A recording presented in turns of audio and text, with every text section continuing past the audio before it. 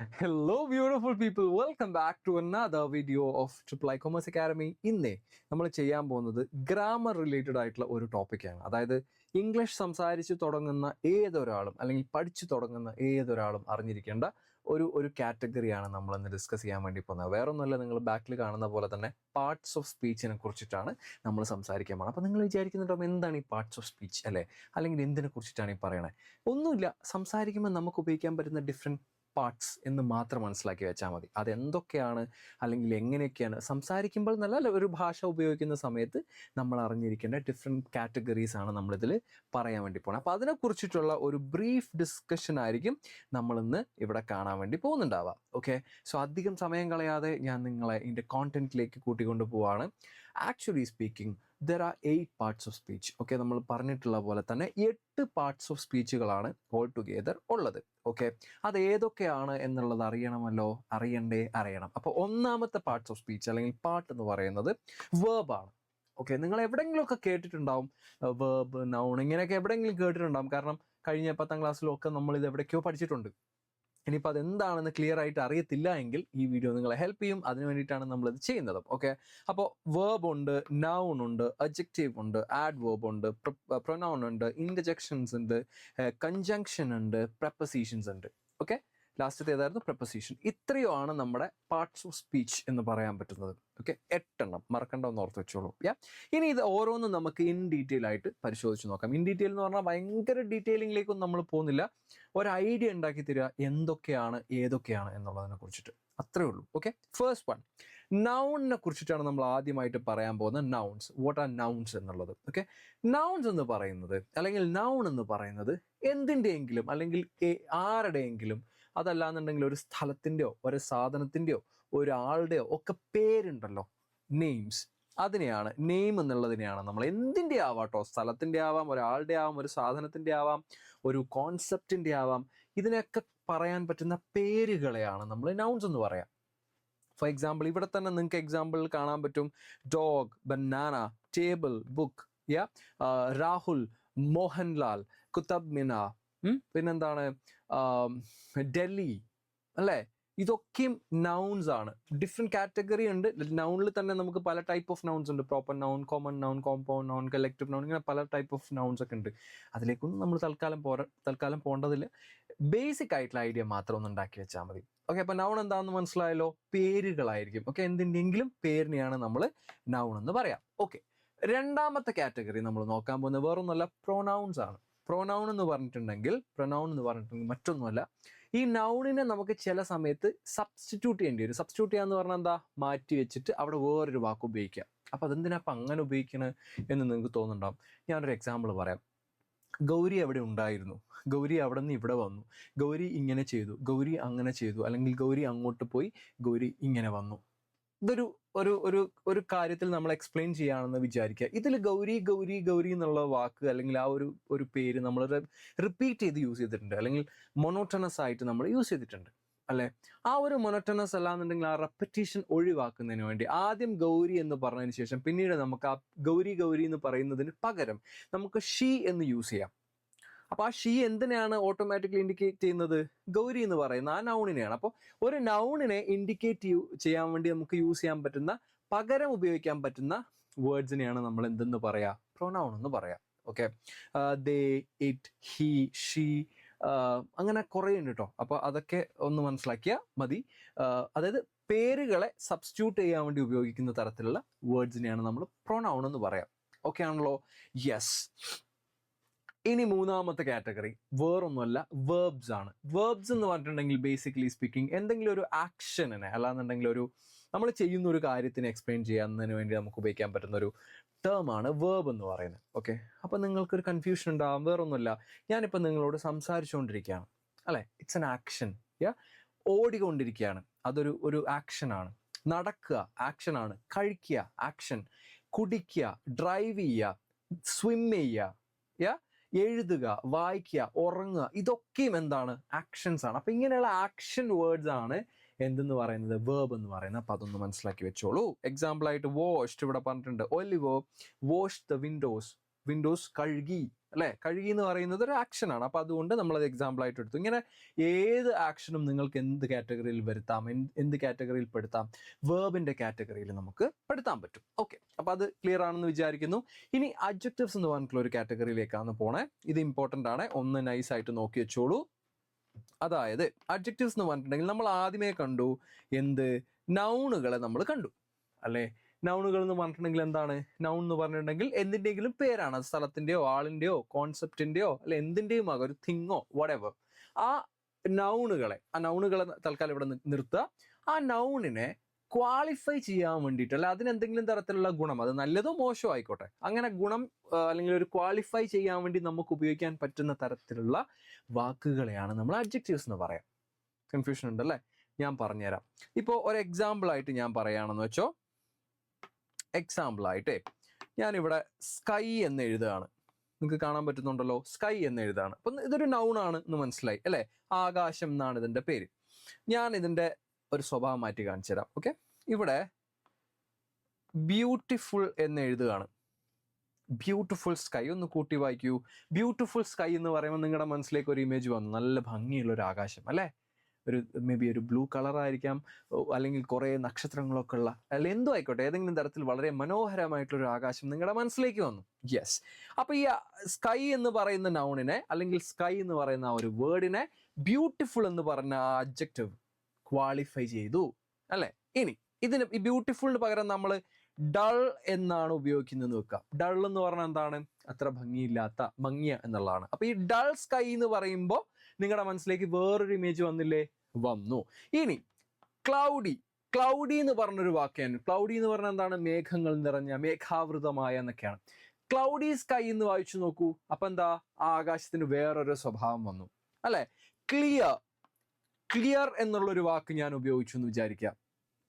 Clear sky എന്ന് പറയുമ്പോൾ ഒട്ടും മേഘമൊന്നും ഇല്ലാത്തൊരു ആകാശമായിരിക്കും നിങ്ങളുടെ മനസ്സിലേക്ക് വരിക. അപ്പൊ ബേസിക്കലി സ്പീക്കിംഗ്, ഈ സ്കൈ എന്ന് പറയുന്ന, അല്ലെങ്കിൽ ഏതെങ്കിലും ഒരു സ്കൈ ഒരു എക്സാമ്പിൾ ആണ്, അതുപോലെയുള്ള ഏതെങ്കിലും ഒരു വേർഡിനെ ക്വാളിഫൈ ചെയ്യാൻ വേണ്ടി നമ്മൾ ഉപയോഗിക്കുന്ന തരത്തിലുള്ള വാക്കുകളെയാണ് നമ്മൾ അഡ്ജക്റ്റീവ്സ് എന്ന് പറയും. ഇവിടെ ഇപ്പോൾ ബ്യൂട്ടിഫുൾ ആയിക്കോട്ടെ, ഡൾ ആയിക്കോട്ടെ, ക്ലൗഡ് ആയിക്കോട്ടെ, ക്ലൗഡി ആയിക്കോട്ടെ, ക്ലിയർ ആയിക്കോട്ടെ, ഇതൊക്കെയും എന്താണ്? അഡ്ജക്റ്റീവ്സ് ആണ്. ഓക്കെ, ക്ലിയർ ആണെന്ന് വിചാരിക്കുന്നു. The Willis Tower is a tall building. ഇവിടെ ഒരു ബിൽഡിങ്ങിനെ കുറിച്ച് പറഞ്ഞിട്ടുണ്ട്. ആ ബിൽഡിങ്, അതിന്റെ ബിൽഡിങ്ങിന്റെ സ്വഭാവം കൂടെ പറഞ്ഞിട്ടുണ്ട്. എന്താണ്? ടോൾ ആണ്, അല്ലെങ്കിൽ ഷോർട്ട് ആണ്. ഓക്കെ, അപ്പൊ നമുക്ക് ആ ബിൽഡിങ്ങിനെ കുറിച്ച് ഒരു ഇമേജ് കിട്ടും. ടോൾ എന്ന് പറയുമ്പോൾ നല്ല ഉയരം കൂടിയിട്ടുള്ള ഒരു ബിൽഡിംഗ് നമ്മുടെ മനസ്സിലേക്ക് വരും. ഷോർട്ട് ബിൽഡിംഗ് എന്ന് പറയുമ്പോൾ ഉയരം കുറഞ്ഞിട്ടുള്ള ഒരു ബിൽഡിംഗ് നമ്മുടെ മനസ്സിലേക്ക് വരും. അപ്പൊ എന്താണെങ്കിലും ഒരു നൗണിനെ ക്വാളിഫൈ ചെയ്യുന്നതിന് വേണ്ടി നമ്മൾ ഉപയോഗിക്കുന്ന വാക്കുകളെയാണ് നമ്മൾ അഡ്ജക്റ്റീവ്സ് എന്ന് പറയാം. Hope it is clear. കൂടുതൽ എന്താ പറയുക, എക്സസൈസസ് ചെയ്തുകൊണ്ടിരിക്കുക, അല്ലെങ്കിൽ കൂടുതൽ വാക്കുകൾ എടുത്തിട്ട് നിങ്ങൾ പ്രാക്ടീസ് ചെയ്ത് നോക്കുക കേട്ടോ. അപ്പം നമുക്ക് കൂടുതലായിട്ട് ഐഡിയ ക്ലിയർ ആവും, കോൺസെപ്റ്റ് ക്ലിയർ ആയി വരും. ഓക്കെ, ഇനി അടുത്തൊരു കാറ്റഗറി ഞാൻ പറയാണ്, ആഡ്വേർബ് എന്നാണ് പറയാ. ആഡ്വേർബ്സ്. ഓക്കെ, ആഡ്വേർബ്സിന്റെ ഒരു ഉപയോഗം എന്താണെന്നറിയോ? സാധാരണ നമ്മളിപ്പോൾ അഡ്ജക്റ്റീവ്സിന്റെ കാര്യം പറഞ്ഞു. അഡ്ജക്റ്റീവ്സ് എന്ന് പറയുന്നത് നൗണിനെ ക്വാളിഫൈ ചെയ്യാൻ വേണ്ടി നമ്മൾ, അല്ലെങ്കിൽ പേരുകളെ ക്വാളിഫൈ ചെയ്യാൻ നമ്മൾ ഉപയോഗിക്കുന്ന വാക്കുകളാണ് അഡ്ജക്റ്റീവ്സ് എന്ന് പറയുന്നത്. ഇതുപോലെ വേർബുകളെയാണ് നമ്മൾ ക്വാളിഫൈ ചെയ്യുന്നത് എങ്കിൽ, ഓക്കെ, വേർബിനെയാണ് നമ്മൾ ക്വാളിഫൈ ചെയ്യുന്നതെങ്കിൽ അതിനെയാണ് നമ്മൾ ആഡ്വേർബ് എന്ന് പറയാം. ഫോർ എക്സാമ്പിൾ, ഞാൻ നിങ്ങൾക്ക് ഇവിടെ ഒരു എക്സാമ്പിൾ തരാം. വാക്ക് എന്ന് പറഞ്ഞാൽ എന്താ? നടക്കുക, അല്ലെ? നടക്കുക എന്നുള്ള വാക്ക് ഒരു വേർഡാണ്. ഫൈൻ.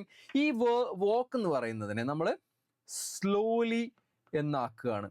Slowly walked. ഓക്കെ, അതുപോലെ പിന്നെന്താ പറയാ, സ്റ്റെഡിലി വാക്ക്.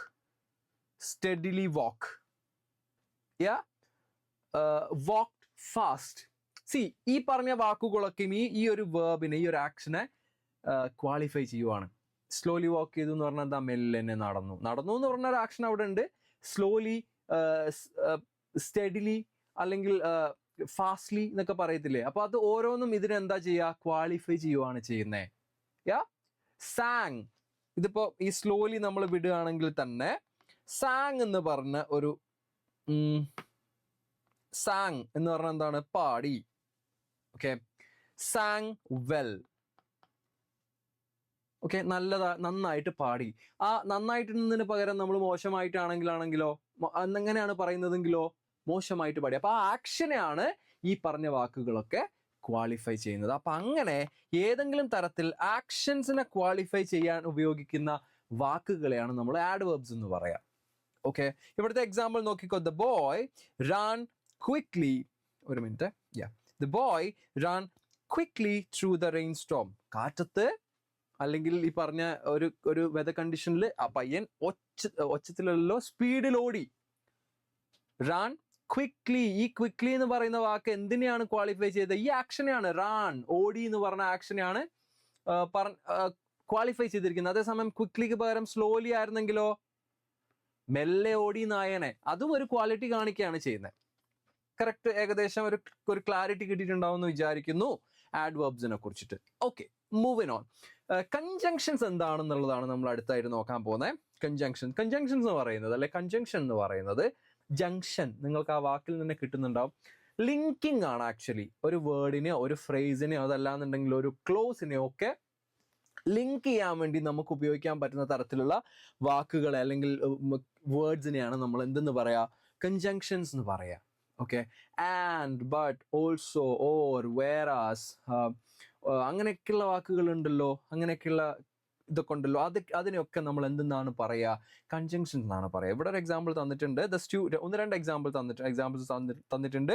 The students red short stories and novels.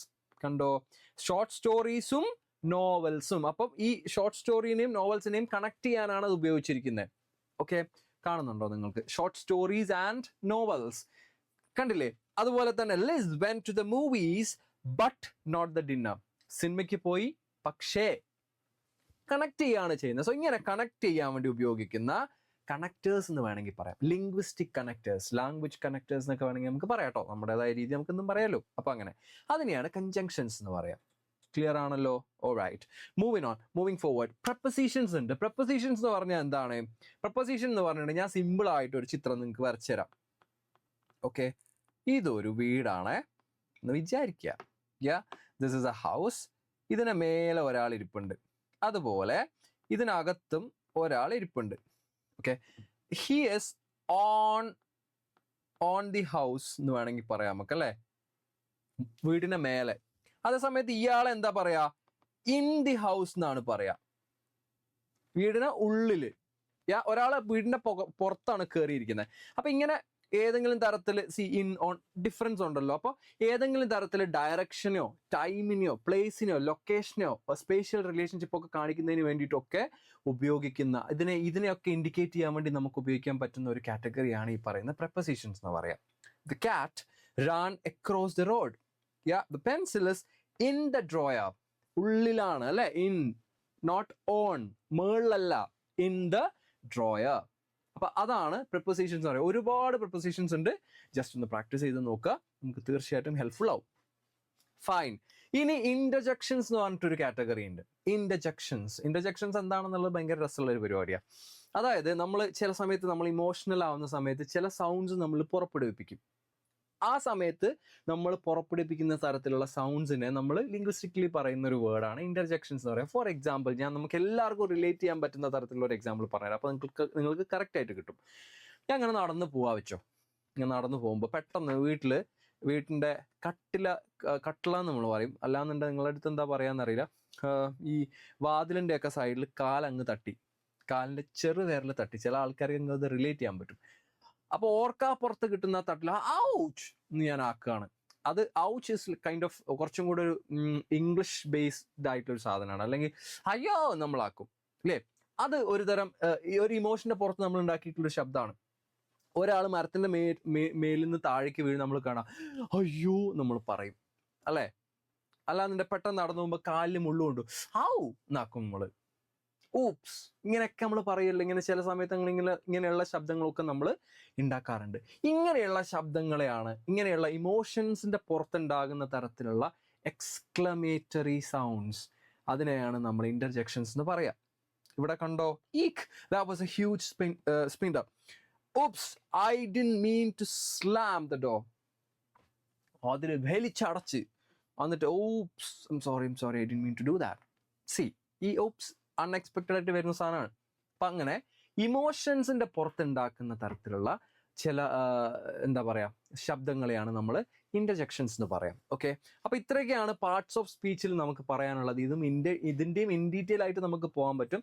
ഒരു ബേസ് എന്നുള്ള രീതിയിൽ ഇത്രയും കാര്യങ്ങൾ നമ്മൾ നോക്കിയിട്ടുണ്ടെങ്കിൽ തന്നെ നമുക്ക് ഏകദേശം ഒരു ഐഡിയ കിട്ടും. ഓക്കെ, ഇനി ഓരോന്നിനും സബ് കാറ്റഗറീസും ഇൻ ഡീറ്റെയിൽ എക്സ്പ്ലനേഷൻസ് ഒക്കെ ഉണ്ട്. തൽക്കാലം നമുക്ക് ഇത്രയും മതി. ഇതൊന്ന് നോക്കി വെക്കുക. പ്രത്യേകിച്ച് അഡ്ജക്റ്റീവ്സ്, ആഡ്വേർബ്സ്, അങ്ങനെയുള്ള സാധനങ്ങൾ, വേർബ്, നൗൺ, ഇതൊക്കെ നന്നായിട്ടൊന്ന് നോക്കുക. പ്രിപ്പോസിഷൻസും കാര്യങ്ങളൊക്കെ ബേസിക്കലി സ്പീക്കിംഗ് എല്ലാം ഇമ്പോർട്ടൻ്റ് ആയിട്ടുള്ള സാധനങ്ങൾ തന്നെയാണ്. നന്നായിട്ടൊന്ന് വായിച്ചു നോക്കുക. എന്തെങ്കിലും കൺഫ്യൂഷൻസ് ഉണ്ടെങ്കിൽ എന്നോട് പറയുക. Okay, so hope it was useful, hope it is clear, and I'll come back with another video. Till then, this is me, Hari, signing off from Triple I Commerce Academy. Thanks so much for watching. See you soon, and have a happy learning.